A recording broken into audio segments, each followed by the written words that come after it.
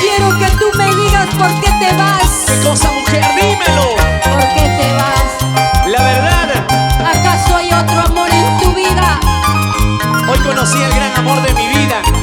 Uy, esta Y aquí está de aniversario.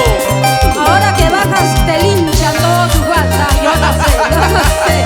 No sé. ¡Feliz aniversario, Carmencita del Centro! Aquí está la huancaína de oro, Judith Orihuela. Yo quiero que tú me digas por qué te vas. Como dicen, chicas, cantamos. ¿Por qué te vas? ¿Por qué te vas? ¿Cómo dice?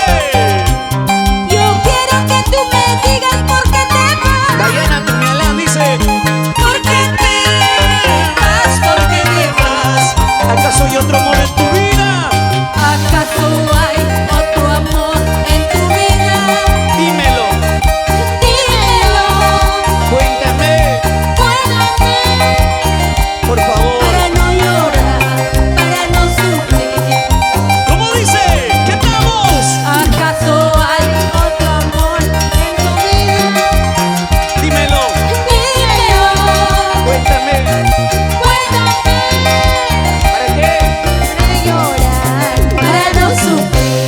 ¡Eso! ¡Uy, Carmencita! ¿Acaso hay otro amor en tu vida? Dígale, está. Carmencita, dígale. Aquí está. Dígale, grítale, dime, ¿acaso hay otro amor?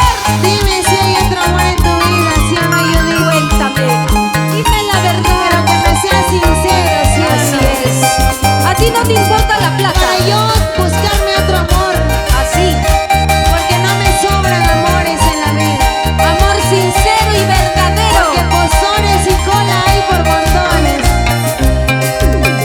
Para el club de fan de Carmencita del Centro, con cariño dice: Yo quiero que tú me digas por qué te vas. chicas, quiero escuchar fuerte, cantamos. ¿Por qué te vas? ¿Por qué te